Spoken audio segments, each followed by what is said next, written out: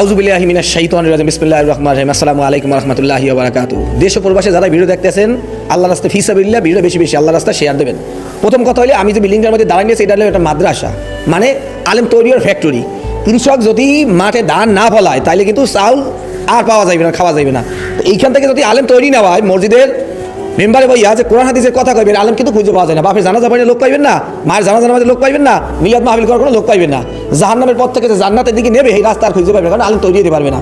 এই যে মাদ্রাসায় দাঁড়াই আছি, এই মাদ্রাসাটা তৈরি হয়েছে মানুষের দেওয়া অর্থ দানকৃত টাকা দিয়েই। এই মাদ্রাসার জন্য সবচাইতে বেশি যিনি মেহনত করেন তিনি হাফেজ মোহাম্মদ মুজিবুর রহমান। আল্লাহ তাকে সারা দিয়ে গত রমজানের একদিন আগে এক রোড অ্যাক্সিডেন্টে চলে গেছেন। কিন্তু এই মাদ্রাসার দায়িত্বে বর্তমানে যিনি আছেন ইনি হলেন আমাদের পাশে এই যে ইমাম সাহেব, উনি এর দায়িত্বে আছেন। মূল কথা হয়েছে এখন এই মাদ্রাসার অনেক কাজ বাকি।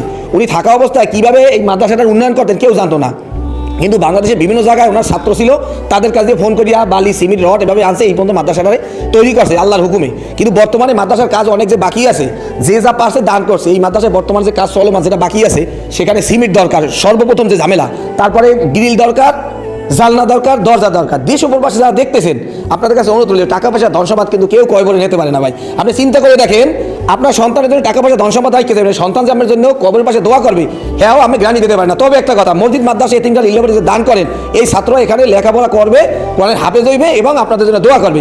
এই সুযোগটা কেউ হেলাই বেলায় ভাড়াই না। কেউ একটা গ্রিল দিতে চান, কেউ 10 কান সিমেন্ট দিতে চান, যদি দেন বিকাশ নাম্বার দেওয়া যোগাযোগ করবেন। হুজুর আসসালামু আলাইকুম রাহমাতুল্লাহ। ওয়ালাইকুম আসসালাম ওয়া রাহমাতুল্লাহ। আপনি তো এই মাদ্রাসায় নতুন জয়েন করছেন।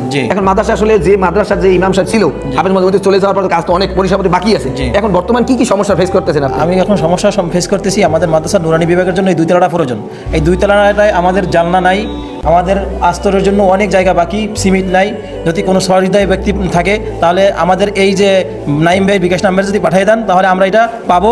তাহলে আমাদের এই জায়গায় যদি এটা দেন, প্রত্যেক বেলায় নামাজে ওই ছেলেপিলি নিয়ে তাদের জন্য দোয়া করা হবে। যাক আলহামদুলিল্লাহ। আরেকটা বিষয় আমরা যতটুকু জানি, এখানে যে এই মাদ্রাসায় মানুষের অর্থকৃত টাকা দিয়েই চলে। এখানে যে অসহায় হতদরিদ্র গরিব মানুষ, অনেক মা বাবার স্বপ্ন থাকে, আরে আজকে আমার যে টাকা থাকতো মাদ্রাসার আমার ছাত্ররা পড়াইতে, আমার মৃত্যুর পরে আমার জানাজা নামাজ পড়াইতে। এরকম অনেক মানুষ থাকে যে স্বামী নাই, তারা স্ত্রী আছে, তার সন্তান, সেক্ষেত্রে আপনাদের কিছু আছে? এতিম এবং অসহায় গরিব যদি কোনো ছাত্র থাকে মাদ্রাসায় পড়ানোর জন্য আমাদের কাছে এই জায়গায় পাঠিয়ে দেবেন। আমরা এদেরকে ফ্রি খাবার দাবারের ব্যবস্থা এবং ফ্রি পড়াশোনার ব্যবস্থা করে দেব ইনশাআল্লাহ। আলহামদুলিল্লাহ। চিন্তা করেন, কোনো মা যদি চিন্তা করেন আমি মৃত্যুর পরে আমার সন্তান কবরস্থানে যাইয়া দোয়া করবে এবং আমার জানাজা নামাজটা আমার সন্তান আলিমে পড়াইবে, কিন্তু আমার টাকা নাই, মনে জোর আছে। হুজুর সাহেব বলছেন যেখানে পাঠাই দেন, খাবার দাবার চিন্তা করা লাগবে না, খাবার ব্যবস্থা, থাকার ব্যবস্থা সব ব্যবস্থা করবে। তা দেশে প্রবাসে যারা ভিডিও দেখতে আছেন, ভিডিওটা বেশি বেশি শেয়ার করে দেবেন। আর যদি কোনো হৃদয়বান ব্যক্তি আল্লাহ কাছে দান করতে চান তাহলে বিকাশ নাম্বারে যোগাযোগ করবেন। আর ভিডিওটা বেশি বেশি শেয়ার করে দিন। আমি শেয়ার করে দেওয়ার কারণে এমন একটা ব্যক্তির কাছে যাইতে পারে, হয়তো বা সেই ভিডিওটা সামনে যাওয়ার পরে একটা গ্রিলের ব্যবস্থা হয়, 10টা সিমেন্টের ব্যবস্থা হয়, 1 খান 2 খান 5 খান 10 খান। কেউ যদি সিমেন্ট দিতে চান বিকাশ নাম্বারে যোগাযোগ করেন। ভালো থাকবেন। ভিডিও নিলে আসসালামু আলাইকুম রহমতুল্লাহ।